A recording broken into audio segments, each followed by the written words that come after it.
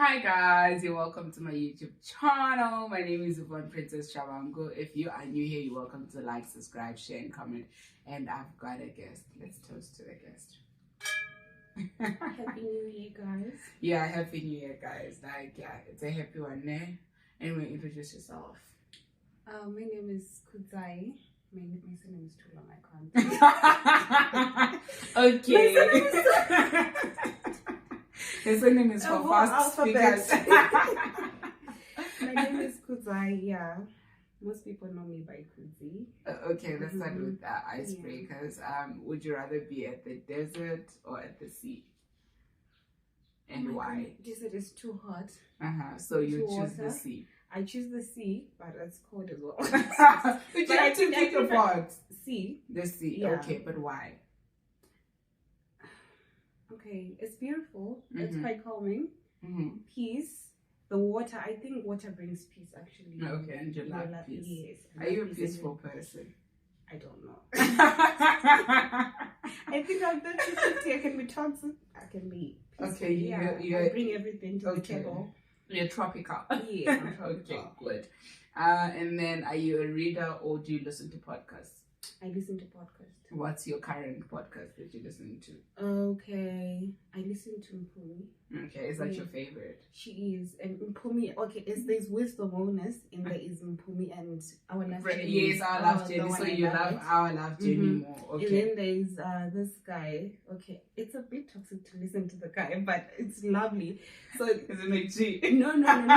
Is there anyone more toxic? It's called The Filling Station. Oh, okay. People go there and then they talk about their relationships, be it romantic relationship breakups, be it family, be it friendships. But usually, most times, it's about romantic relationship, and it's really nice. So you love listening to love. You love listening to people talk about love.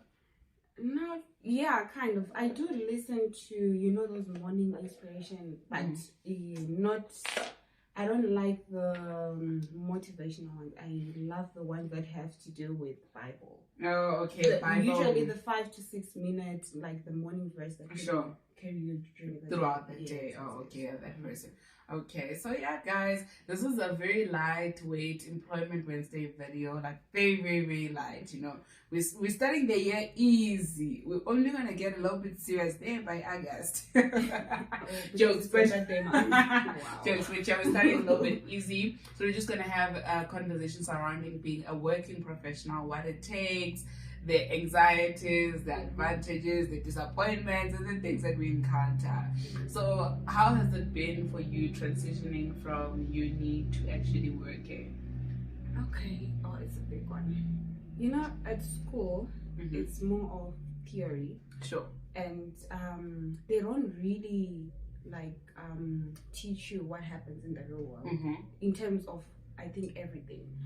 I feel like going to school is more like a mind game. Sure. And also, yeah, it is a mind game. And also, I think in uni, we learn how to manage pressure more because in the real world, when you're at work, the things that you actually learn, you feel like you're starting again. Because all of the processes, they don't teach you about pastel. They don't teach you about Outlook. Sure. Because, exactly, you have to learn how to use it. You have to get deeper into the things whilst you're working. You get it? Sure. So some of the things that we do at school, I feel like we are actually being taught on how to apply ourselves when we get into the real world, because some of the theory stuff, they don't really apply. Sure, they don't really apply. Yeah. I think there was this one lecture of ours that was Professor De Villiers, like he's retired actually.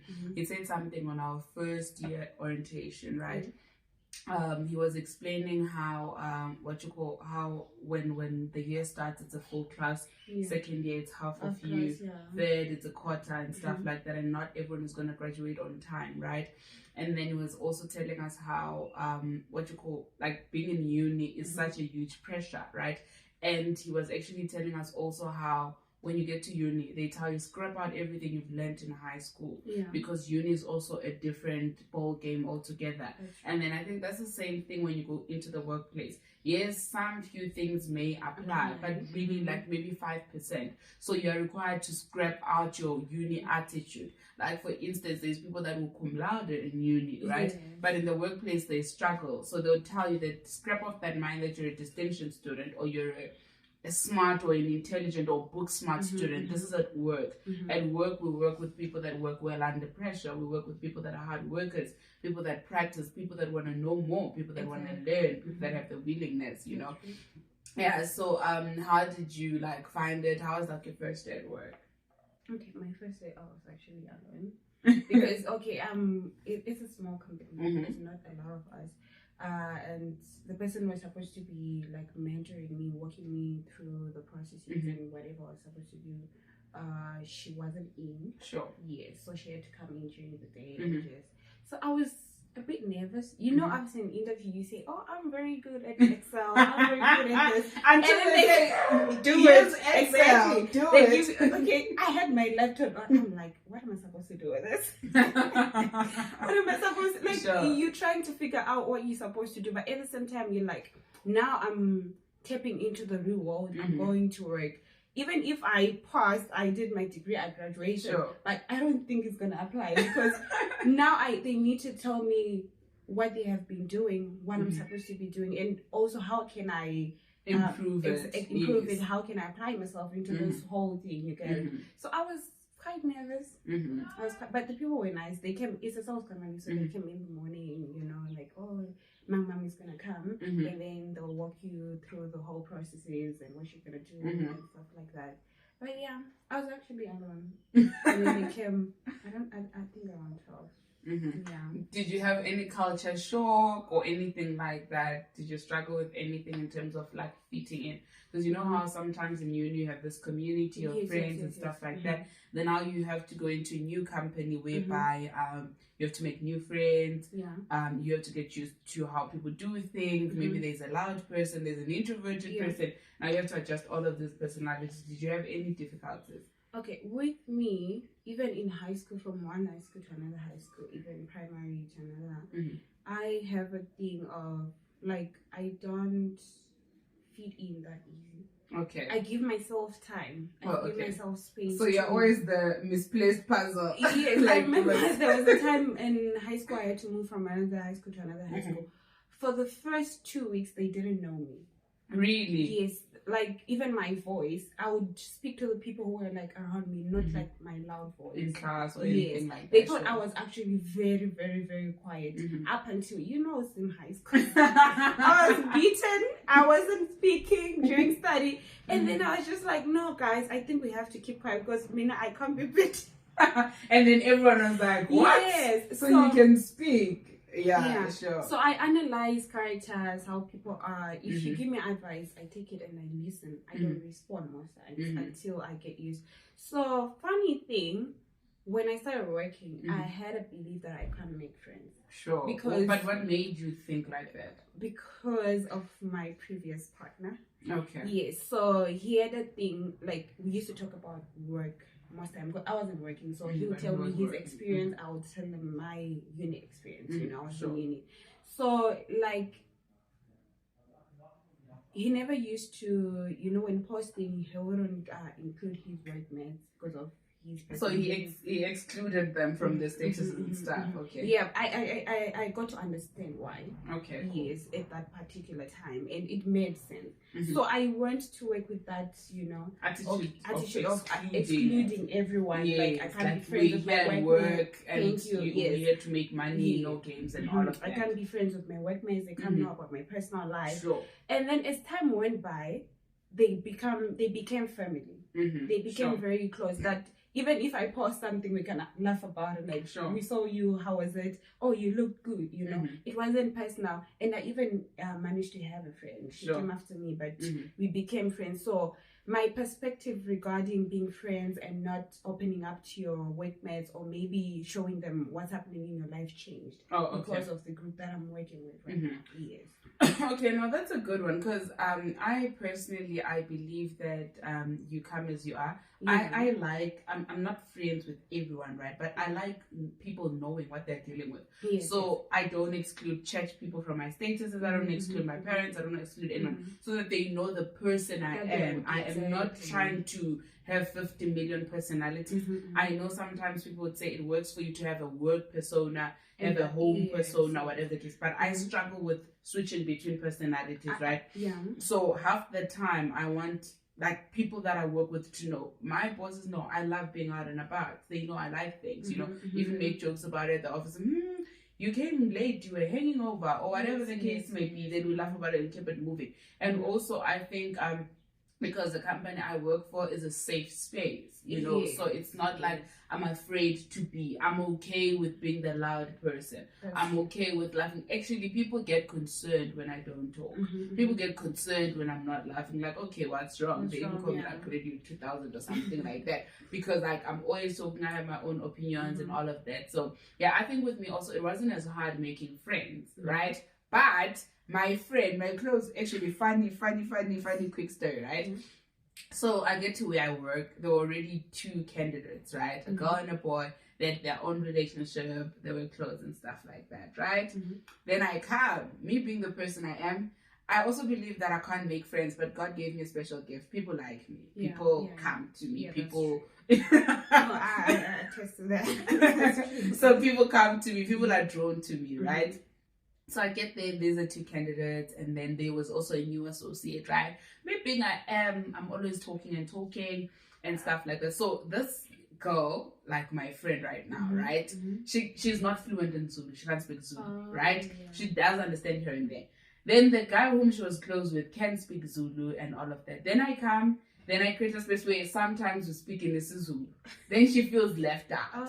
Then it's like I create this drift between them because now I'm the new kid in the block, you know? So, and then we had a chat about it. My friend tells me like when we started getting used to each other because there was some sort of disconnect or like, okay, I can't go in too much and all of that. But because also I'm bilingual, so I made her feel comfortable because we're sharing like a cubicle space, right? So the associate can speak Zulu. The other candidate can speak Zulu. She can't speak Zulu. I can speak Zulu. So she felt like the three of us would constantly speak about these jokes that are Venek related. Then she doesn't fit in. So I'd constantly try and make her fit in because also I can speak Setswana, also try and use English most of the time, right? So there was a drift a bit. And then when we became friends, we got used to each other, started liking one another, and like it became a safe space and all of that. Then I was like, okay, you know, but I never had a sense of, you know, because I know some people struggle to make friends at work, actually. Oh, yeah, it's not easy. You know, because also some people are closed off. You have people that you find there that already have that attitude, we're here to work, I'm not trying to make friends. Then when you get there and try and be friends and, you know, they're just like, no, I'm not doing this. Yeah. And then let's talk about paying your bills. Like, now you have a salary. Now, I wanted to say something as well. Sure. So we spend, I think, 90% of our time at work. Sure. So I realized as well, if I try to limit myself and block everyone else, it's gonna be, I'll be the one who end up not being happy. Sure. Because I'm not at full potential. Hi guys, busy people. I'm shocked your phone is not on Do Not Disturb. Does it ring if it's on Do Not Disturb? Some people they are not on Do Not Disturb. Oh, or maybe if you call twice. Oh, okay. Yeah, if you call twice, it will have to ring. Oh, okay, cool. So yes, I wanted to say, we spend like 90% of the time at work. As much as some people, and we might have said before, I had a perspective that I can't make friends at work. You somehow gonna be forced to be friends with people at work, to make them comfortable, and also make use of yourself, show them the real you, because you spend most of your time with those people, and you can't get away, like you can't have two personalities, like work personality, home personality. Imagine you're used to being how you used to being like laughing at exactly, and then at work at people and laughing at serious. Really, you know. So I feel like you have to, you know, to show the real you, and to build trust, you need to show people. There like should be some sort of friendship. Exactly. Then a person is able to even trust you with their work, because they know this person wouldn't break their trust or wouldn't break their loyalty, whatever the case may be. But true. I think there should be some sort of friendship. So yeah, let's talk about paying your bills. And you now have a job, and half the time we want jobs, guys. But I don't know. You can tell me in the comment section. You can also tell me. I feel like getting a job comes with some sort of weird, huge responsibility. All of a sudden, you have things to pay for, things you didn't have when you didn't have a job. How was that transition of like thinking, okay, I have this much salary? Like, let's make an example. Let's say I have a salary of 5K, right? And on the first day, it enters. I'm like left with 1.2. It's like, oh God, like I was, Mina. I don't show it, but sometimes I struggle with moving from one phase to another. Okay. Exactly. So in my mind, I can settle that, okay, I'll do this and that. But I'll be like, this is the man I'm working for. It doesn't sit well with me until like it registers, you know, an adult. Because even at home, they don't look at you as a child anymore. Yeah. Because when there's something going on, they're like, you're an adult. Yeah, and they expect you to contribute. Now you must put inputs, financial input as well. And when I was babied for a long time, even if I'm the firstborn, I was babied for a long time. Okay. Even my mom now, like she still babies me kind of way. So I even ask myself, like, am I this old? What's happening? Am I still a baby? How did it get here? If people get sick at home, am I supposed to send money? What must happen? And you're looking at your you don't know. People say there's funerals, are you supposed to send money? Or are you supposed to send condolences? Are you even supposed to go there? Exactly. Guys, and we are a different generation. We love being in our space. We love doing things our own way. We are very modern about stuff. And yeah, that's true. Oh my goodness. But after I think a month or two, I got comfortable. Okay. And then I moved. I started staying alone. And also, how was that whole moving process? Was it a thing of whereby you were like, you know what, I'm just going to get a job, get my own place, and just adapt?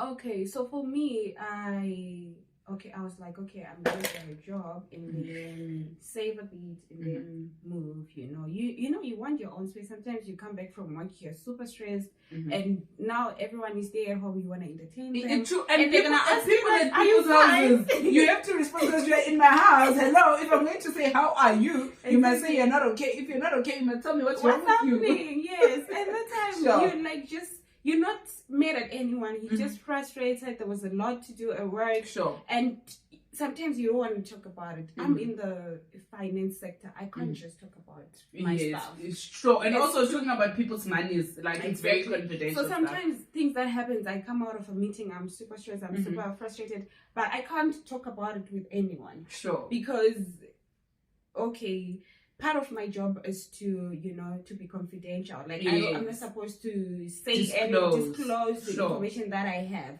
So you are stressed, you just go straight to your room and people are like, she's mad at us. She's not talking. But when you're like staying alone, you're like, okay, I get it. I'm just gonna sleep. I'm just gonna have wine or have water. Exactly. You get in bed, you sleep, you wake up, you probably have noodles. I love noodles. And that's another thing. When you're home, you now have to cook. If it's your turn, you have to cook. Whether you're upset, whatever that's happening, people don't care. It's just like, you know what, you're cooking today, man. Yeah, who did what is not our business. That's the thing. Yeah. So okay, it actually happened as I was thinking, like, okay, I save a bit and then I move, I start staying alone.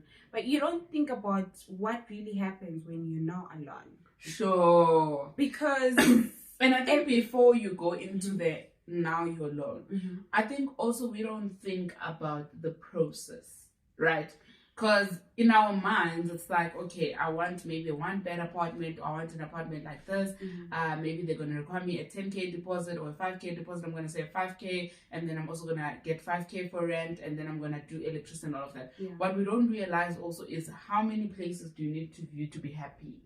Exactly. The processes with the agents, and like it's very guys. I mean, I'm enjoying like I'm apartment hunting, and it's you go down. When you think you're up, it just goes. It takes you through an emotional roller coaster. Yeah. Like you're there, you're like, okay, I got it. And then the agent is telling you, no, you have to have this, you have to pay this much. And that time your budget is like very limited. Yeah. So it's super stressing. And when you get like the place that you want, sure, that's when you realize like, oh, life is not easy. Like $1. Every month you take out. At the moment I get money, whether it's like during the month or whatsoever, I pay my rent. Because I have a thing. I don't want to be stressed about certain things at the end of the month after blowing up money. Yes. So the moment I get money, I pay even for. You'd rather pay rent forward and electricity forward. Exactly. And then groceries, if I'm alone, I can play around. Yeah. Because I'm not much of an eater, but I've been eating a lot. Okay. Yeah. So I can choose, okay, I don't want to cook, I can have noodles, you know. But adulting will hamper you. Honestly, it'll show you flames. You're always going to have to be ready for bills. True. For money going out, because some things they come and you don't expect them. Sure. And nowadays everything is expensive. And you just wake up, you're like, okay, I need to go do this. To get there, how do you get there? Probably taxes, 10 million taxes, so you gotta Uber. And Uber is expensive as well. Sure. So adulting is not easy, but I've realized that you just have to find joy, or maybe to be happy in your own mess. Sure. Because every day of your adult, whether it's work, whether it's personal, it's family, it's whatsoever, there'll always be an issue. Exactly. There'll always be an issue. No, that's actually very true. And I like what you say, to say actually be happy in your mess. Yes, you have to be happy in your mess. Because if you are not happy in your mess, you are going to have problems. You are constantly going to be unhappy, frustrated, worried. So you need to reach a point whereby you say, you know what, this is where I'm at, and I'm okay with this. You have to be content with what you have. True, that's very true. If you don't realize that you are in a mess, or maybe try to be happy in your mess, that's a build-up depression. Sure. You realize after maybe you're already deep within depression that, oh my goodness, actually, I put myself into this. I self-destructed into this. You just have to try and tap into the mess and then get out of it and be like, okay, it's gonna be solved. It's gonna be fine. Things come and go, money come and go, problems come and go. They're gonna be solved. And if you are a religious person, if you pray and whatsoever, you know that God will cover you. Like that phase will come and go. Like I remember sometime last year, I think it was in November. I had a lot of like, I can't say financial issues. It's just that I was moving into a phase where like, from being one, now we are two. So my bills were now like double, you know. And I had a lot on my plate. I needed to submit for certain things. I needed to pay. And things were just coming. I was so frustrated. And then I got to a point where I called my friend. I'm like, yo, Rina, I now feel the pressure of being a parent. Honestly, of having a child that's like looking up to you, because imagine with all that's going on, you need to be yourself, and at the same time they're like, we want food, we want this, we gotta pay this, and they don't understand. Sure. They don't get it. And that time you still need to fix your own things at work. Your money comes, probably 10,000 goes to bills, and you have to sort other things. At the same time, from the 10,000, it doesn't include all those little tiny sandwiches that you need to do. Sure thing. No, that's very, very true. And I feel like it's such an exhausting moment where you start feeling like you're feeling the pressure of being a parent when you are not an actual parent. And then you also get stuck up in the thing whereby you're like, anyway, if I don't, then who? Yes, exactly. Yes, if I don't do this, because another thing, we always have an option, right? You find yourself like, okay, it's not like I'm going to go and buy chicken licken and not buy for this person. Thank you. It's not like I'm gonna go to the mall and get myself an outfit and not buy for this person. You find yourself caught up in like being a responsible adult, you know. Yeah, it was just that phase of like having to understand how it's happening. And I remember I would come from work, I'm just in my head, you know, work is frustrating, and at the same time you have all those things waiting for you, but and you're thinking, where am I gonna get the money? Sure. But I kept on telling myself, you know, it's gonna be fine. You're gonna be fine. And I remember, I think end of last year, around 20-something December, I was just sitting with myself. I wasn't doing anything actually during the holiday. Sure. And then I got to have like conversations with myself. Like, I remember around this time in November, I was actually frustrated, but I'm fine. Yes, sure. I managed to go through it, and I'm now like sailing through as if it didn't happen. You get it. It was just a phase where like you're moving from phase one, and it happened like within a short space of time, because I moved, I stayed alone, and I was fine. And then my younger sister came to stay with me, and it was like phase 1, phase 2, phase 3. Yes, so it happened so I'm fast. still tapping from moving and paying bills for myself, and now she is here. It's now double the bills. Yes, sure thing. And I was like, oh my god, how am I even going to do this? You know?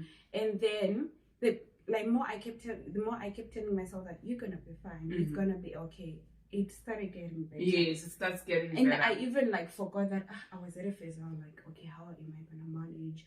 Am I okay? I'm just frustrated. Work is frustrating me, and now the bills are now different. But now I'm like, you know, actually, change is the most uncomfortable thing, right? It is. Even if it's good change, like good or bad change is uncomfortable because you find yourself in a situation whereby you're moving. And remember, it's like even with new weight, I've been losing weight, right?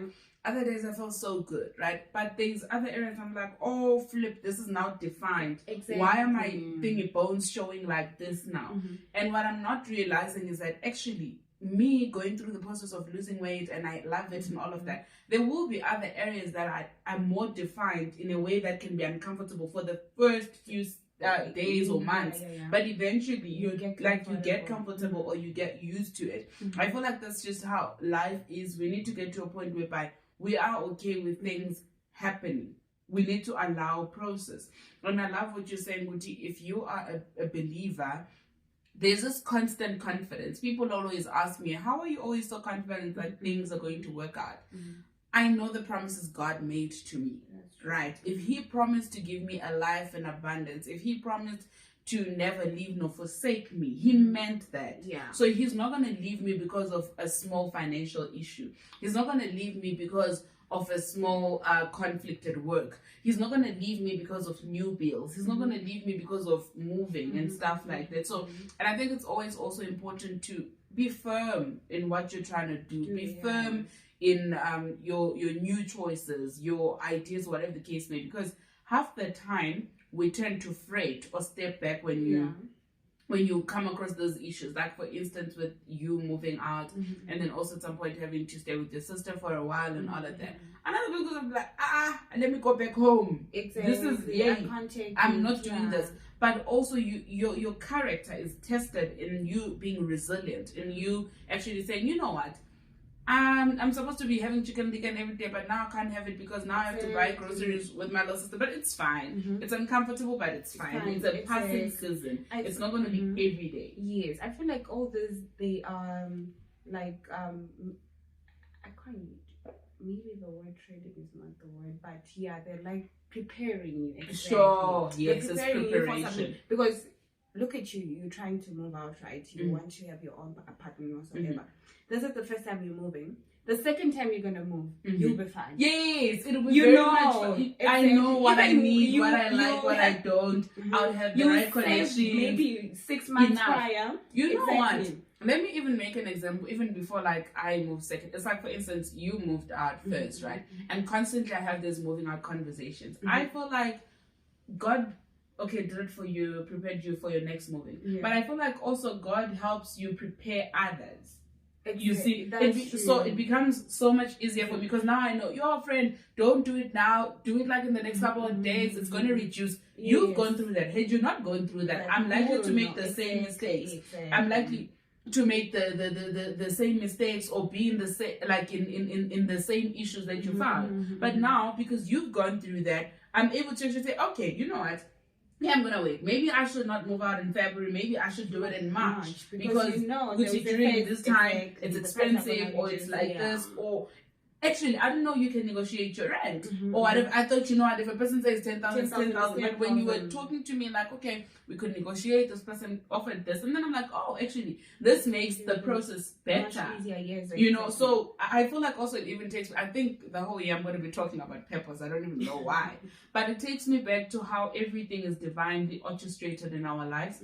It's no mistake that we're friends at this particular moment of our lives. Yeah. It was no mistake that we met at such a point. You know, sometimes you look at life, I'm like for instance, I had no reason to be talking to your sister. I don't talk to people. That's the thing. Like, I'm a person who's like, I sit in my corner, then people come to me. She spoke to me. And then one connection led to another. And then another led to another. And then you see like, okay, God actually wanted, I had no reason to be at Yuval Church, actually, by the way. Really? Yes, I had no reason. I had my own church. I was in the Berea branch having a time of my life. And actually, I think at some point I wanted to move to like Hillsong or something like that. But Ulebu convinced me. She said, no, come, let's go to Yuval. And when you check the whole verb, you realize why. Why, yeah. You still say, I had no reason talking to this person. Like, under normal circumstances, I wouldn't talk to this person. Under normal circumstances, I wouldn't be at this place. But whenever everything comes in full circle, you're like, actually, God, I know what you're doing. It makes sense why everything it had to. happens for Yes, a reason. every small detail to our lives. It's just like we don't get it as it is happening.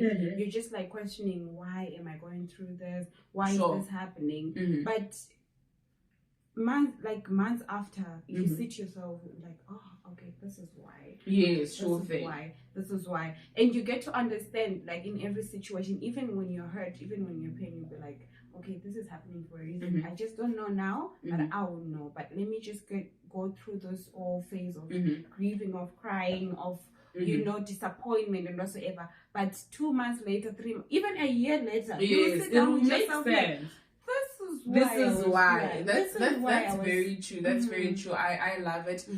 Before we close off, what are 3 things? Okay, I have 2 questions for you. One, if a person is like going to start a new job, because I know a lot of people are starting new jobs right now, what would be 3 things that you say, you know what, this is important. Come thunder, come rain, you must know this, or you must do this. You must know. Or you must do. Okay, let me make, for example, I'll say, guys, if, like, let's say, okay, let's talk to people that maybe don't have jobs yet, because I know it may be late for people that are already starting new jobs. Fix your wardrobe. Fix your wardrobe. If you are in your final year, you're going, like, you're in your final year, you already have a job, next year you're starting a corporate job. You gave me a point, actually. Fix your wardrobe. Like, I can't stress this enough, because actually working is expensive. The money you get, it won't be enough for you to buy clothes. It won't be enough. So start buying your clothes with your allowance. Something. Okay, when I started my job, right, I didn't have enough clothes for work. I had enough clothes for pleasure. Yes, you find yourself having more crop tops. I questioned my dressing. I'm like, could I really? It was crazy. So yeah, I'd say fix your wardrobe, and then another thing, guys, train yourself to wake up on time. Oh, please do. Train yourself to wake up, because a body hears from you. You control your body, right?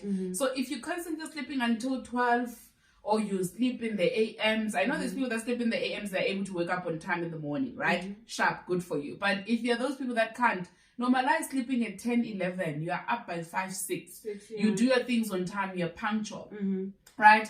And I then think also people, okay, I know this might not make sense, but people should learn to read the room and learn to analyze people's characters. True. Reading the room is good manners. I'm for that. Read the room, analyze before you analyze people's characters. Like the people you're working with, know them. This one is an extrovert, but if you tickle this, he's gonna get yes, no this people. One is quiet, because as much as we say we're at a workplace, but for us to work well together, you have to know. Yes, analyze people and understand them. People also, when you know people and understand them or observe them, you are able to approach them appropriately. Because men of approach, guys, I know, like, I've got 4 directors.